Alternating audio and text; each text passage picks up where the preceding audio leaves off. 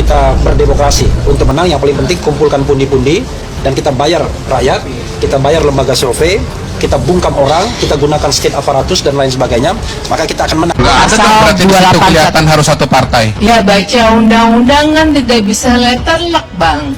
Makanya kalau orang hukum itu kuliahnya 4 Kalau tahun. ada kalimatnya, Nggak bagaimana semalam, Anda Mbak. bisa mengatakan bahwa aturannya begitu? Itu namanya ngarang sendiri. Oh, bukan ngarang. Kalau kuliah hukum tuh kita kuliah 4 tahun. Ada mata kuliah yang namanya penalaran hukum. Nah, di situ bisa Kalau kita nggak baca ditulis, secara rinci. bagaimana mengatakan bahwa itu diatur? Tertulis, Bang, baca pasal 269, baca penata urutannya dari bab 7 soal kampanye pemilu, bagian 1 sampai 8. Kita bisa percaya kuliahnya 4 tahun tambah S2 tambah S3 nih.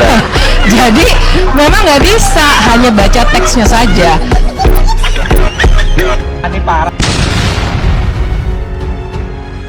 Ada teori dalam psikologi, orang yang bicara sangat cepat itu untuk menutupi kelambanan pikirannya.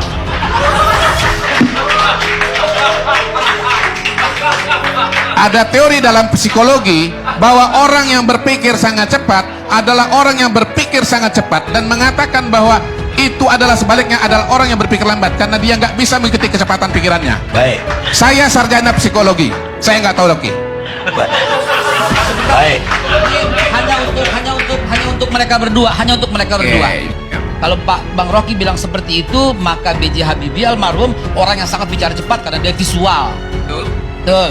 Kalau dia itu betul, berarti beliau, bukan saya membelanya, tapi beliau bukan orang yang lambat pikirannya, tapi beliau memang orang bertipe visual. Itu sebabnya dia ada dalam lembaga survei. Dia visual. Nah, itu masalahnya tuh. Habibie bukan surveyor.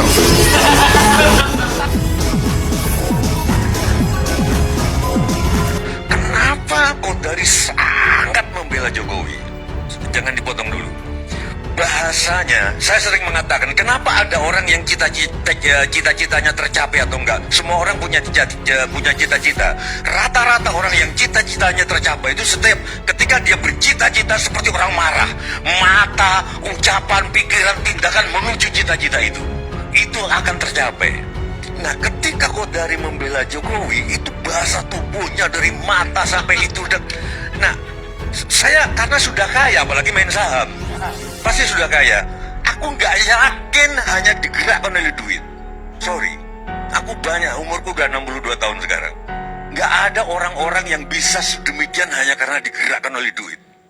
Pertanyaanku, memang kalau bukan Jokowi yang memimpin negeri ini, akan rusak kalau dipimpin yang lain. Karena drivingnya gitu loh. Pertanyaanku, mungkin Ya, enggak. Kalau itu kita hargai. Coba bisa nggak? Kalau bukan Jokowi yang memimpin, akan rusak negeri ini.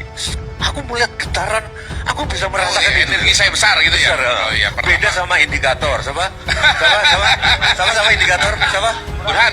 Burhan. Iya. Itu ngebela tapi nggak aku sama Denny JA juga kenal, tapi nggak sampai punya getar kan. Coba jelaskan. Pertama, memang jiwa aktivis saya kan memang kuat. Nggak semua orang kan punya jiwa aktivis kan, Bang. Seperti nggak semua orang punya jiwa dalang gitu. Seperti nggak semua orang bisa nyanyi. Jadi saya kira itu penjelasan paling sederhana. Memang energi aktivisme saya tuh kuat. Itu yang pertama. Yang kedua, buat saya, ya boleh setuju atau tidak ya, moral tertinggi buat saya adalah keselamatan bangsa dan negara. Yang kedua adalah Indonesia harus jadi negara maju. Dan saya melihat bahwa orang yang punya punya perencanaan, punya pemikiran yang paling konkret mengenai Indonesia negara maju 2045 itu adalah Pak Jokowi. Dengan rumusan-rumusan strategi program pembangunan dia, dan saya percaya dengan teori-teori itu, dan saya berharap memang ada orang yang akan berkomitmen untuk melanjutkan itu. Itu penjelasannya. Nah, yang menarik adalah setiap kali pemilu pasti yang namanya hitungan elektronik ini disoal. Tapi yang menarik juga, tiap kali pemilu hitungan elektronik ini tetap ada gitu loh. Sementara ya ketika ini dipersoalkan, saya jadi bingung juga ini. Sebetulnya teman-teman yang membuat desain undang-undang mengenai pemilu ini, kenapa kemudian membuat adanya hitungan manual, ada hitungan elektronik, tapi tiap kali diadakan pemilu yang mempersoalkan hitungan elektronik itu adalah mereka sendiri gitu loh. Mereka yang membuat, mereka yang melahirkan, mereka juga yang mempersoalkan. Coba aja saya interupsi kecil ya. Karena seolah-olah Kodari mau menerangkan ini soal teknis matematika. Problemnya poinnya, kenapa ada jurisdik, ada kecurigaan terhadap soal ini? Menurut Anda? Ya karena kalah, Bang. Bukan. Orang-orang yang kalah ini mencari dalih supaya dia mengatakan dia mau nggak kalah. Ya itu Yang soal- kedua, ya itu. yang kedua, dia mau membangun bargain position. Walaupun dia sudah kalah, dia masih punya posisi tawar gitu loh. Ya itu. Entah misalnya Gini, nanti gini, gini. untuk masuk ke Ngerti, kabinet ngerti. atau hal-hal yang lain. Itu jawaban yang pasti hadir. Setiap orang kalah pasti bikin soal tuh. Tetapi kenapa psikologi kecurigaan itu melekat terus di benak publik? Bahkan bagi mereka yang nggak bermain politik. Kalau sepengetahuan saya ya, yang namanya naluri kecurigaan atau tudingan-tudingan itu selalu berlaku dalam setiap pemilu dan tiap ada yang kalah gitu. Dan itu sudah dinyatakan misalnya oleh Pak Mahfud MD sendiri. Kalau nggak salah dia acara LC. Setiap kali pemilu, setiap ada yang kalah pasti menyalahkan KPU. Jadi sebetulnya ini adalah pola yang berulang gitu loh. Itu berulang, tetapi Iya. apa yang spesifik dalam pemilu hari ini? Sehingga anak 11 tahun kelas berapa? Saya habis ketemu anak 11 tahun. Dan dia baca itu, dia bilang, ya memang curang itu. Kenapa curang? Ya itu yang sudah dibicarakan tuh apa namanya MK segala macam. Jadi sebetulnya kecurangan itu melekat jadi paradigma, bahkan jadi ingatan semua orang itu. Anda bicara dengan milenials di dunia, mereka anggap begitu. Mereka nggak terlibat, mereka kalah, mereka menang, mereka kalah, nggak ada problem.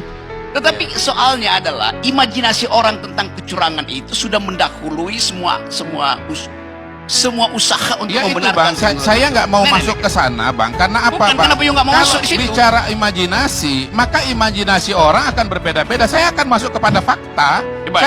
Saya nggak mau berbicara imajinasi. Saya tidak mau masuk kepada skema pemikiran yang Abang berikan. Nggak usah Kenapa? masuk di situ. Karena diskusinya Oke, nggak usah buat masuk, saya oke. bukan soal imajinasi. Oke, jangan Gini masuk loh, di Bang. situ. Gini. Bahayanya soal imajinasi itu adalah banyaknya dugaan-dugaan dan asumsi-asumsi, sementara realita yang terjadi di lapangan tidak seperti itu. Oke. Kalau saya nih Bang ya, bicara mengenai kenapa 02 menang.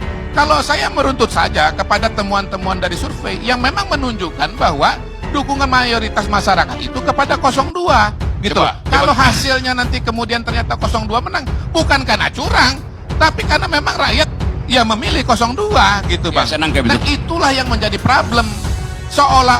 Seolah-olah semua ini adalah sebuah desain kecurangan. Itu yang saya tidak setuju. Ya udah, cukup. Termasuk juga soal belum. Oke. Karena yang akan memberitakan saya adalah Bang Karni, bukan Anda. Iya. Ya, jadi ya kan Bang Karni kan moderatornya kan? Gitu. Jadi semua ini adalah suatu proses dan saya bisa mengatakan dengan temuan-temuan survei yang dilakukan oleh berbagai macam lembaga yang sudah punya track record, kita bisa lihat bagaimana pola dukungan kepada 02 itu terus meningkat dan akhirnya menang gitu loh. Jangan sampai buruk muka cermin dibelah. Itu yang terjadi pada hari ini. Buruk muka cermin dibelah. Baik. Gitu loh. Ya Bang ya. Nah, jadi ini suatu kemenangan. Konstruksi mengenai bahwa si rekap itu dibikin tinggi supaya nanti conditioning terhadap hitungan manual, itu yang justru berbahaya. Diikutin saja proses rekapnya, diikuti saja proses manualnya, diperhatikan, dikawal proses manualnya. Kalau nanti proses manualnya sudah dikawal dengan baik, apapun temuan si rekap, kalau beda dengan manual, yang akan jadi dasar pengambilan keputusan adalah hitungan manual. Terima kasih Bang Karni. Baik.